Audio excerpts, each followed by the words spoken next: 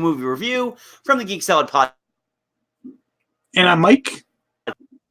And we are here And today. I'm Mike. Yep, I heard you. I heard you. And we are here today after a lot of issues with the new YouTube setup for streaming video.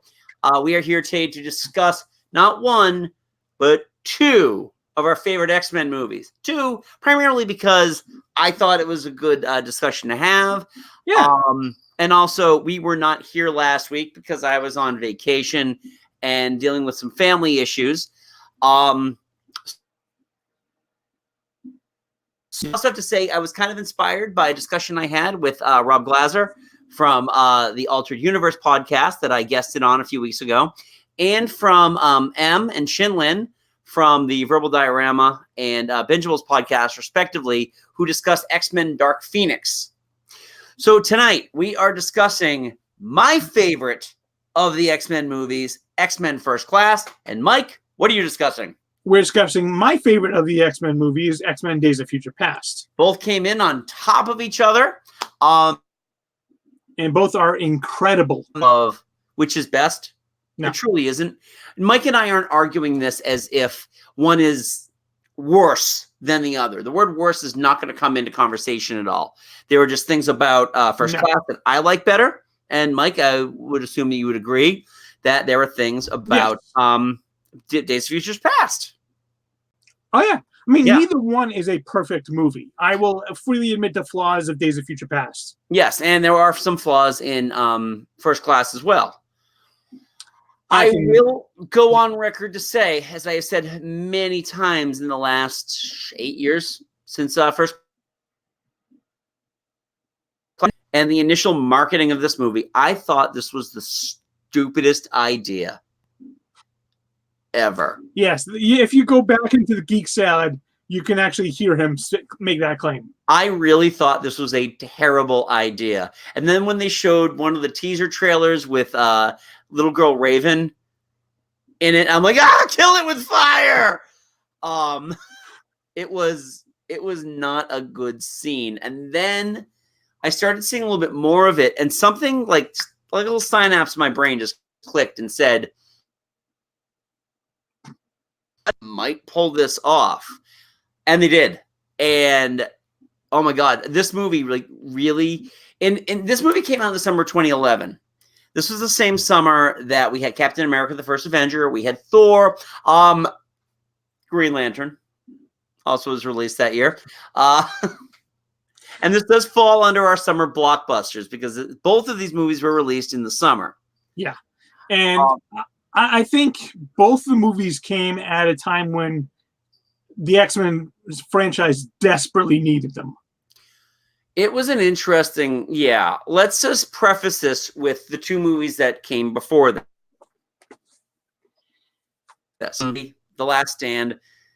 While the most successful, I think, if you do the math, I think it's the most successful of the original three solo X-Men movies. It is easily considered one of the worst. It bungles a story which, to this day, I'm convinced you cannot do correctly. Like you just said, hold my beer. Yeah, no movie is going to ever really truly be able to get the Dark Phoenix saga right, in my opinion. No. I mean that's fair because the saga took place over. What's that? I mean the Dark Phoenix saga took place over like maybe a decade of comics. It was a year and a half. It was a year and a half. With the intertwining storylines, the Dark Phoenix started.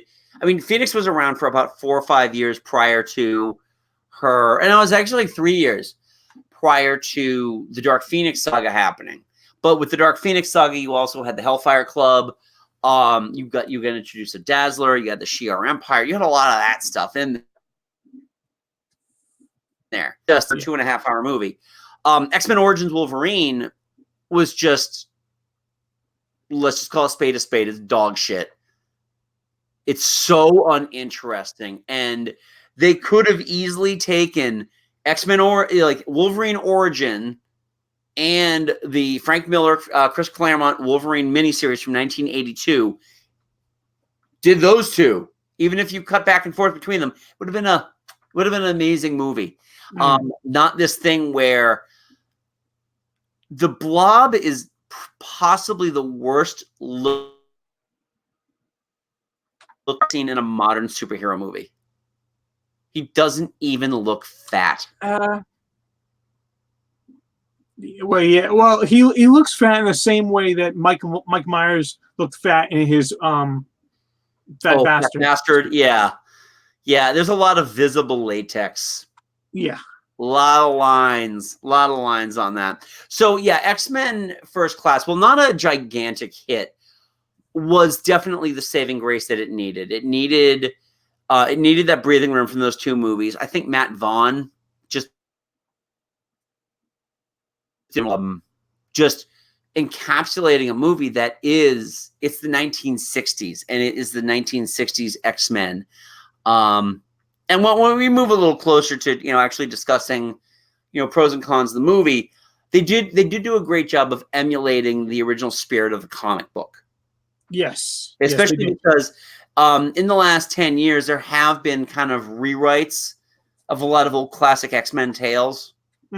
So now, you saw, I didn't see First Class with you. No. I did see it in theaters, yes. Okay, good. I don't remember when, but I saw it. All right. And we definitely saw Days of Futures Past together. Yes. So let's really get started here. We kind of give you the backstory of everything. Here's why I like First Class. Again, more than I like it took risks that at the time were not being taken by superhero movies. Obviously, you can kind of throw in that Captain America: The First Avenger is also a period piece comic book movie. It came out in the very same summer. Actually, I think it came out a month after X-Men. I don't remember the original release date of First Class, but I think First Class beat it by about a month, maybe a few weeks. Sounds about right, yeah. Yeah. And it really just did a great job of being a period piece superhero movie when they're that last one that you can really call a retro superhero movie would be The Rocketeer. And that was yeah, I mean, that's the only one coming to my mind too. That was like 20 years earlier. Jesus Christ. But Joe Johnson and Captain America. Yep, that's true. And it really it's a fantastic story that just happens to be an X-Men movie. And sometimes that works best. One of the reasons why I think the MCU works so well is that these are heroes in them, as opposed to it just being a straight up comic book movie. This movie gives both Charles Xavier and Eric Lensher a real reason for being. And there's a lot of great parallels, especially in the first half of the movie, where they're both, even though they're both on opposite ends of the world and they come from very different sides of life, their lives themselves were very, very similar. While, Magneto was in a concentration, mentally tortured by the amazing Kevin Bacon in this movie. Yeah. Xavier's living in his own little private prison where, his mother doesn't pay any attention to him and he's just the poor little rich boy. And there's these great parallels between them, that there's always a scene before they meet where, Magneto goes to that bar in Argentina to hunt down Nazis. That is such a wonderful scene. Oh, it's an amazing scene. And just the music, I can't remember. I think it might be Henry Jackman who did the music. Yeah, look that up. But the music that they used for it was fantastic music. And it ends with him just slugging down a beer. And the same thing, British pub, and he's also drinking. But again, they're living two very different lives, but at the same time, they're showing them doing the same thing. They are equals in every sense of the word in this movie. And even though one goes bad, one stays good, they are both very much the same person. What'd you find? It is Henry Jackman. Excellent. Yeah, and but I mean, by showing them doing kind of like the similar things, but in their own unique ways, you see how neither one is kind of wrong in what their desires. It's just they're just looking at it from completely different prisms. Yeah. Oh, I agree with you completely on that.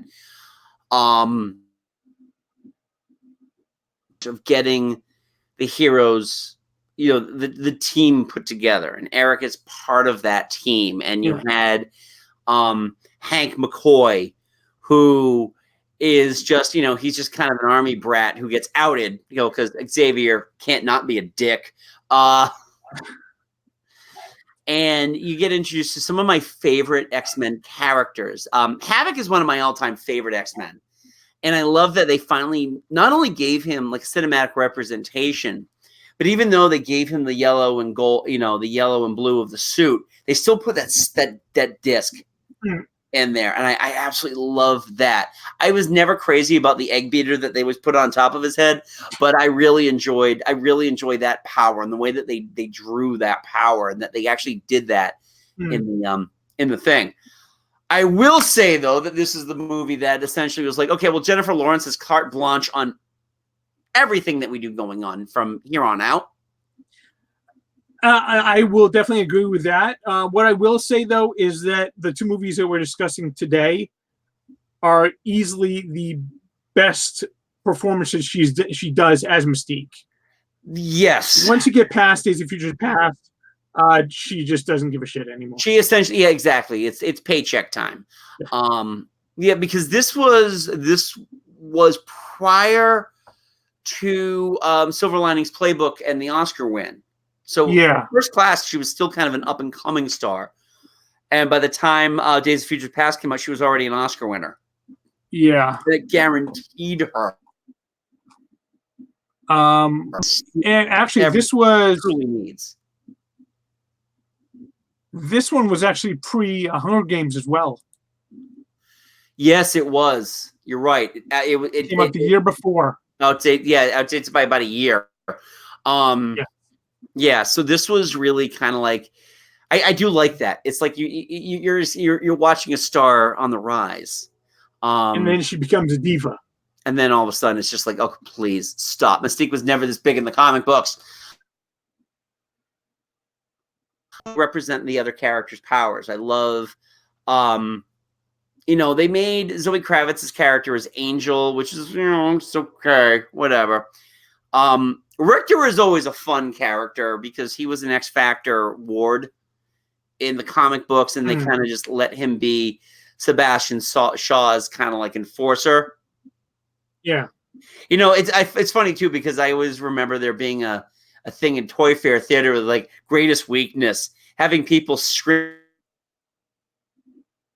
see what the potty, Richter. But the thing about this movie that really, really seals it for me as the best of the X-Men movies.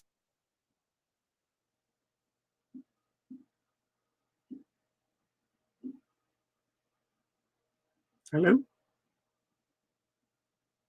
Okay. Wow, yeah, he just locked up. You just locked.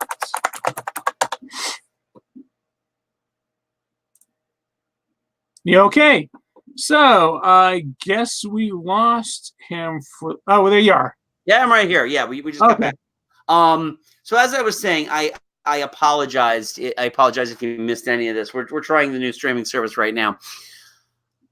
That the Wolverine movies, Logan kind of is in and of its own class. Sure, we'll lump in Origins, we'll lump in the Wolverine, and Deadpool is just its own thing. Yeah. I know it technically are X-Men movies, but let's be fucking honest about this whole thing. Nobody should be allowed to compare X-Men movies to Deadpool movies. Yeah. You shouldn't. No. But what seals this movie for me is Kevin Bacon. God damn, I love Sebastian Shaw in this movie. It's such a great power, and the fact that they were actually able to create that cinematically, that he was able to you show him absorbing the energy that made him stronger. It's awesome. Yeah. And Kevin, this was definitely worth his time. Yes. To be that guy. Yes. And then you had January Jones. God damn it. Yeah. You want to talk about the flaw in the movie?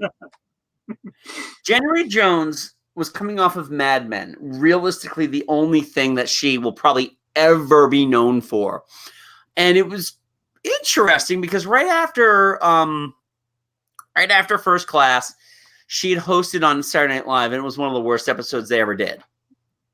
And then I started knowing what a terrible actress she really was on Mad Men. They gave her a cancer arc and was still like, yep, don't care. You're terrible. That's never a good sign. Loved Mad Men so much. And yeah, seriously, the weak link in the chain. Yeah. But I enjoy the representation of how they did the characters. I mentioned Havoc already. I loved how they handled Banshee. Banshee was ridiculous, but it worked really well. Zoe Kravitz, as I mentioned before, they wanted that angel style character, and they got it. And the black guy was the first one to die. Exactly. Yeah, actually, that's the thing. When that happened, Jim and I kind of leaned into each other, almost like we were going to kiss, and just like a black guy dies first. So, was there anybody else? Was that all the team members? Pixie? Yeah, Pixie. Well, that's Pixie. They actually called her Angel. Oh, right, yeah. Right. She was a stripper. And also, again, one of those homoerotic moments in the entire movie is when she goes in on the clients, and there's Charles and Eric's laying on the bed. Like, hey lady, want to be the meat and our sandwich? Why do I feel like I'm forgetting something? Beast. Yeah. Nicholas Hoult is Beast. Nicholas Hoult actually was really good in this one. Interesting case as a child actor who actually made good. He truly is.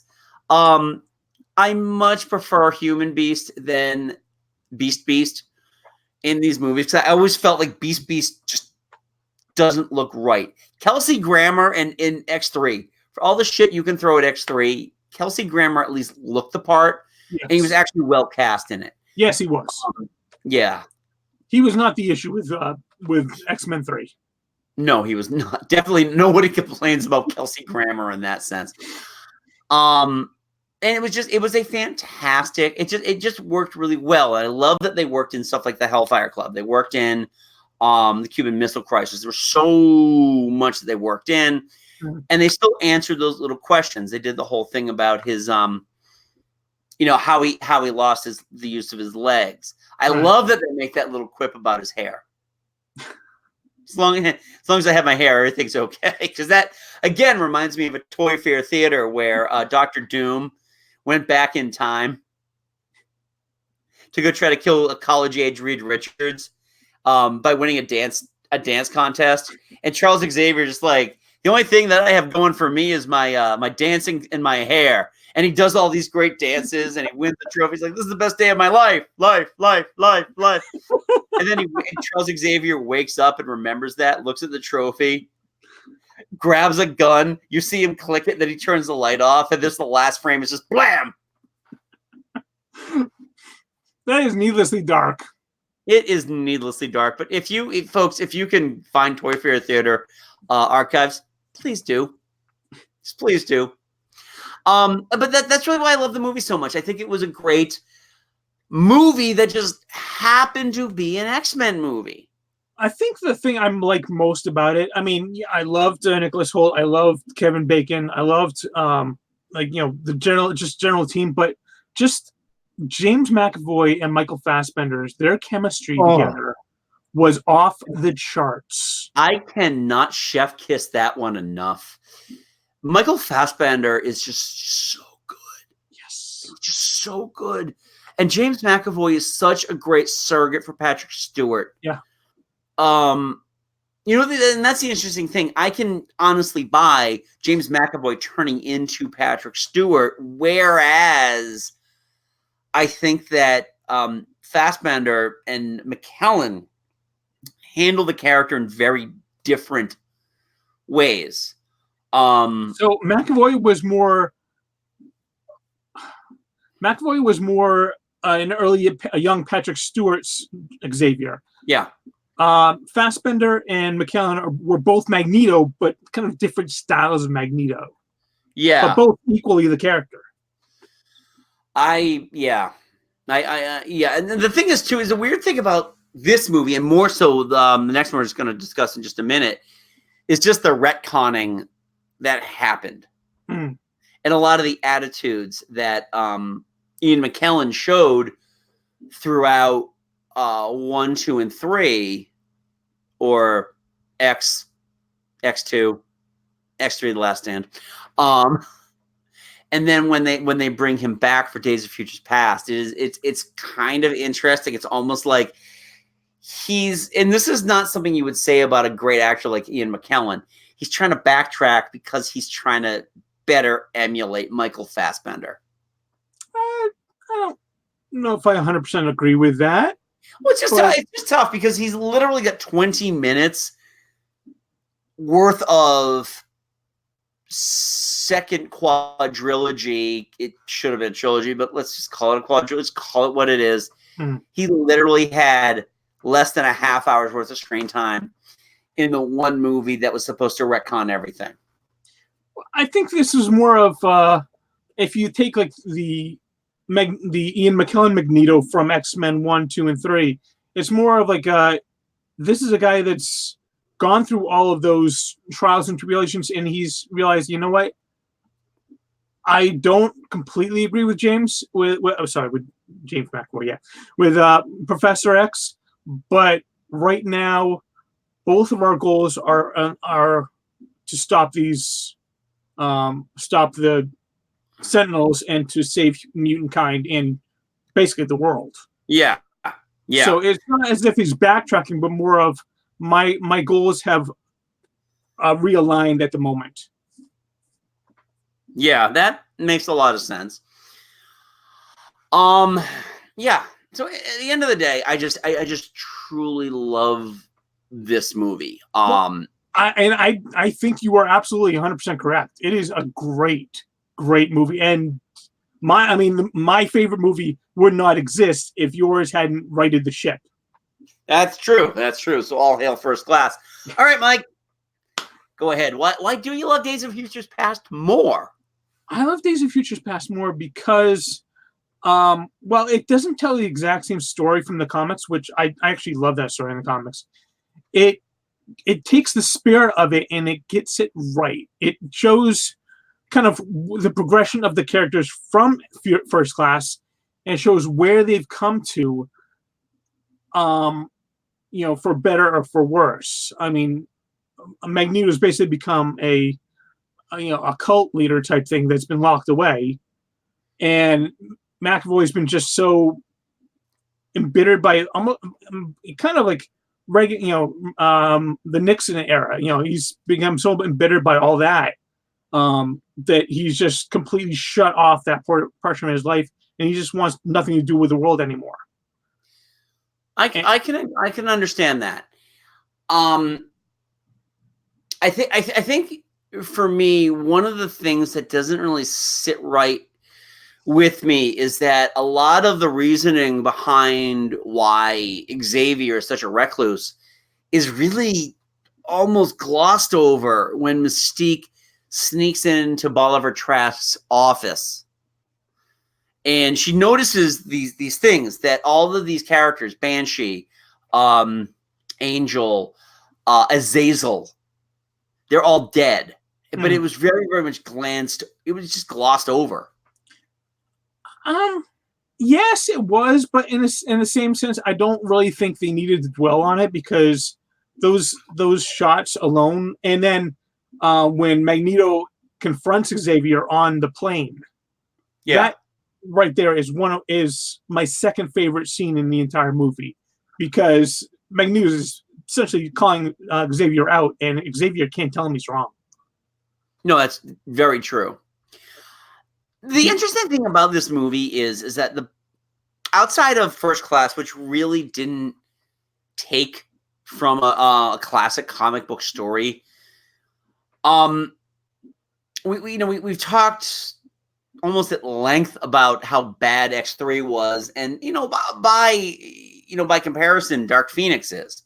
I still haven't seen, but I mean, neither. I've heard things. Yes. That they really suck at trying to tell the classic stories. Age of Apocalypse is a very good example of that, because Age of Apocalypse could have easily been 2 movies, and it clocks in just over 2 hours long, and it's just kind of there. And that climax. I don't even know if I have an opinion about it. It's that kind of there. I mean, I think it says a lot, the fact that there's only one memorable scene for me in the entire movie. And it's Michael Fassbender's. Yeah, no, he's just amazing in everything he does. Yeah. So, I mean, there are 2 stories that have done amazingly well in the X-Men movies. X2, which was taken from God Loves, Man Kills, which was the X-Men graphic novel. Yeah.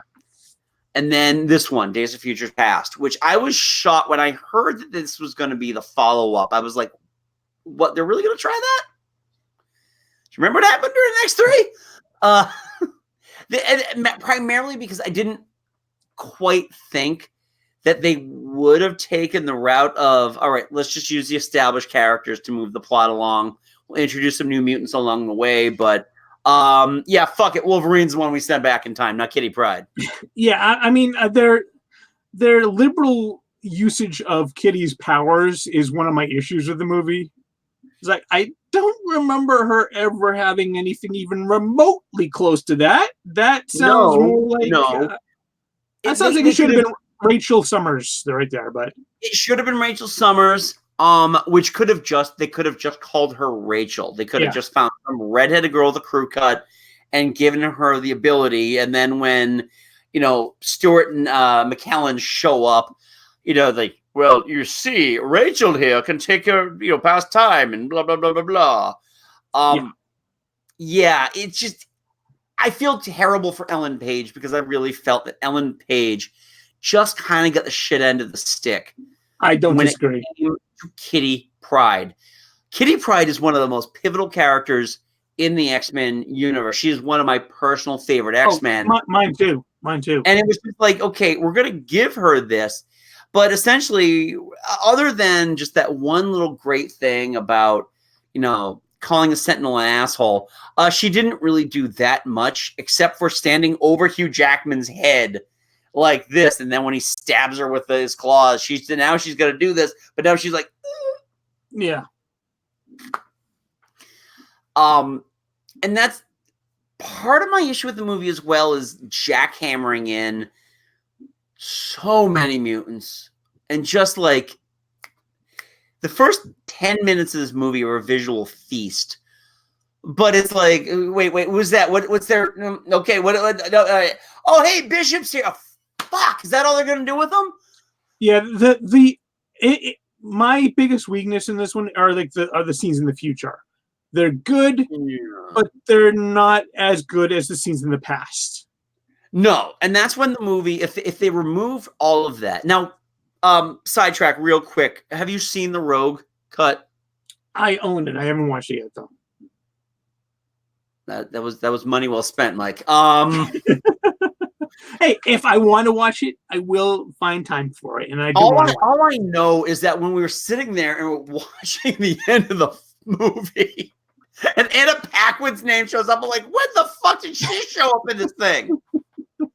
As it is, they literally gave Halle Berry 3 lines of dialogue. Yeah. Great. Yeah. She's an Oscar winner. I don't really mind all that much, because I thought she was terrible in these movies. 3.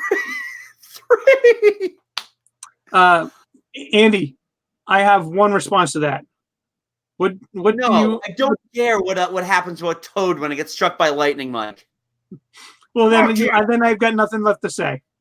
Yeah. Oh my God. It's been 20 years and it still drives me nuts. I don't know, man. The future scene, what works in the future scene, quite honestly, are the goddamn Sentinels. Yes, the Morphin Sentinel was really cool. Yeah. They just the ability to adapt, the ability, like their faces open up as like, okay, here comes the fire. Yeah, but the one scene in this movie that for me is better than any scene in X-Men First Class. As much as I love X-Men First Class, none of those scenes have any chance of matching the scene where Patrick Stewart talks to James McAvoy.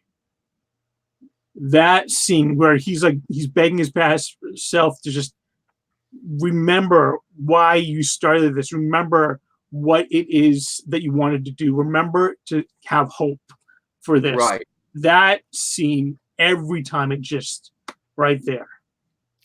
Well, it's a great scene. Yeah, it's a great scene. I really thought you were going to talk about the time in a bottle scene,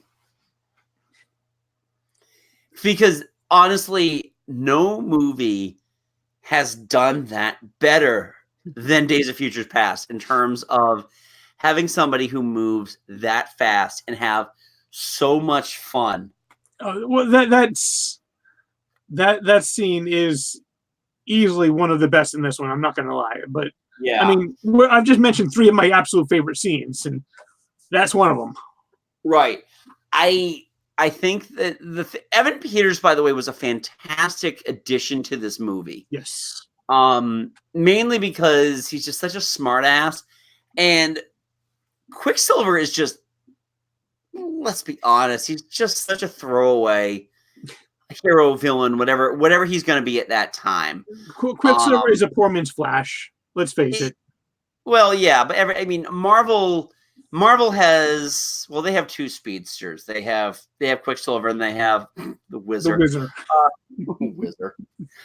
And then, DC's got Flash. Yeah. And then Flash TV show has nothing but other speedsters as villains, and that's why I stopped watching it.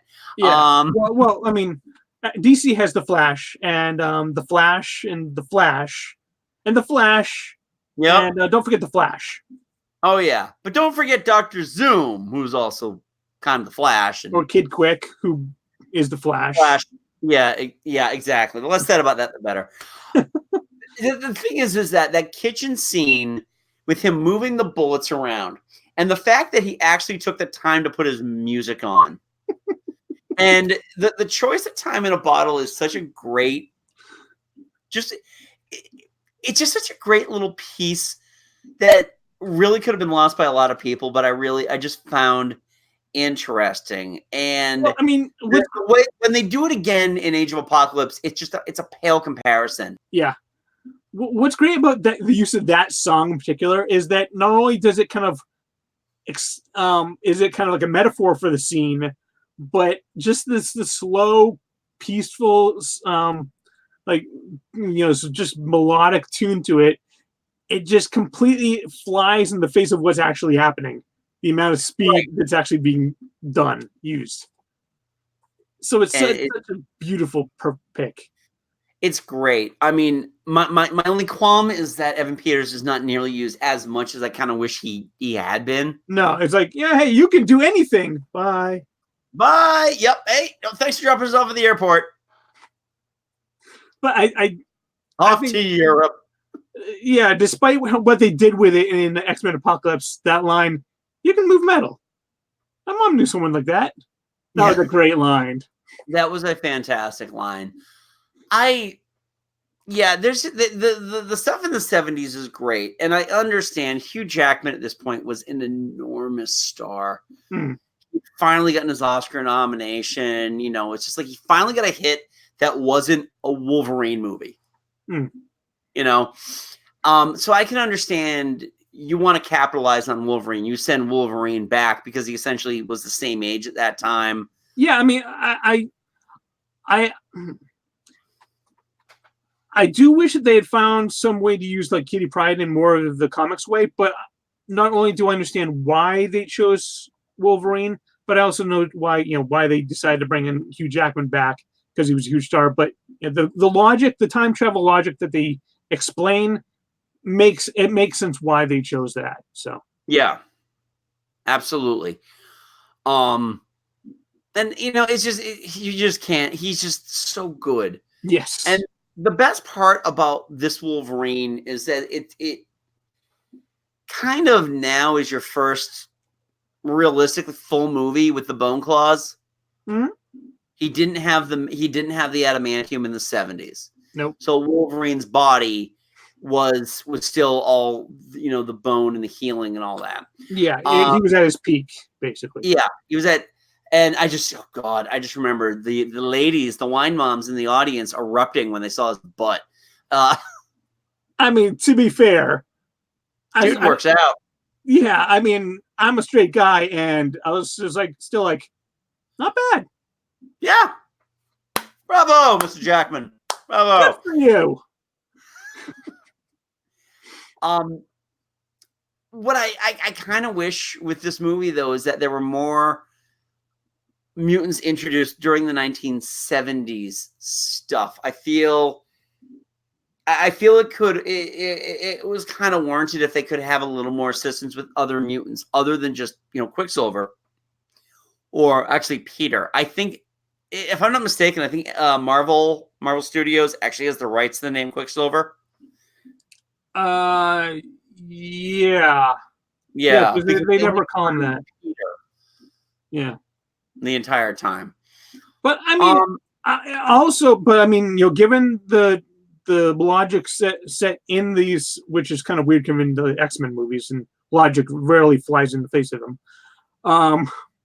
But I mean, at this point, the mutants are a very, very minute percentage of the population, not like they are in the future. So right. I can understand why they kind of kept it on the down low in the past, and why they kind of went overboard in the future. Yeah. I mean, again, this movie it's a lot of fun to watch. Yes. I just feel that in terms of breaking ground, I still prefer First Class. Action-wise, this movie does have is more action, and it moves at a faster clip, I think. But but in X-Men Days of Future Past defense, you can't break much more ground than taking all of your previous movies and saying didn't happen. Now let's go. Let's see what we got. Of course, that's all what we had. Such an ultimate middle finger to Brett Ratner. It truly was, because they were very careful to retcon just to retcon that movie out. And I think they might have retconned Origins Wolverine out too. That's no, I think actually X-Men's Origins Wolverine, at least half of that did still exist. No, because the beginning montage.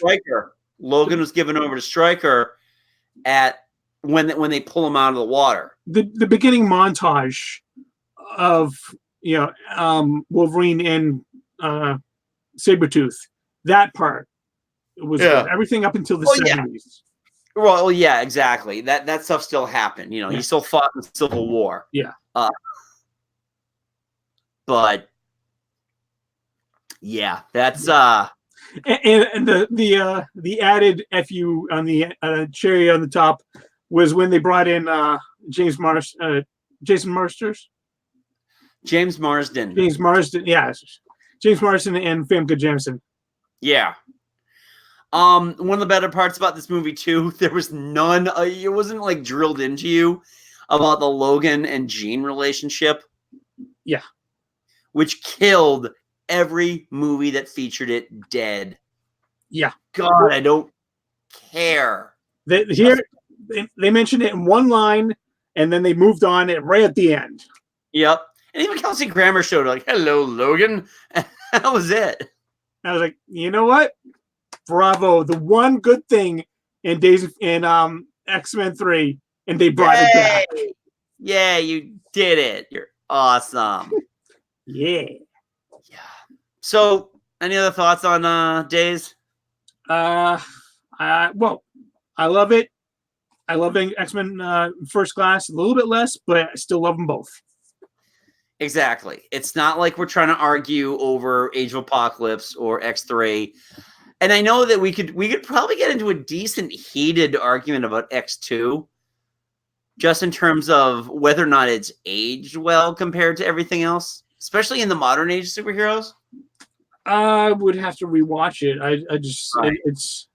It is a damn fine movie. Right. I mean, if I really wanted to be a bitch right now, I could just, we could start an argument about how really influential the Wesley Snipes Blade movie was. Because I'll tell you right now, it failed. It didn't do that well at the box office. So no. Everyone just talks about the blood rave. Yeah, yeah. So yeah, but that's another discussion for another time. Yeah.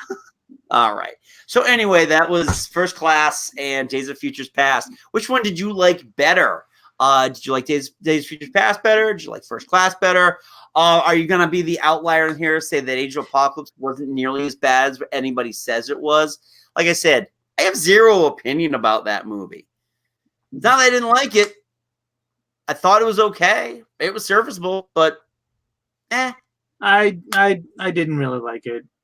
So please leave a comment below. Please keep it civil for the love of all that is holy. Don't forget also to give this video a big thumbs up. Leave a comment below. Don't forget to subscribe if you haven't done so already. Mike and I host a little podcast called Geek Salad, which you can get at geeksalad.podbean.com. For the full archive, you can download the Podbean app right at the Apple Store or the Google Store. You can also check us out at Stitcher, iTunes, Spotify, and Google Music. You can get our stuff here weekly at YouTube. Hopefully now the StreamYard is going to work now that they've closed down Google Hangouts. Yeah, knock on wood. Oh, God, this was not fun. We were an hour late putting this video out. Yeah.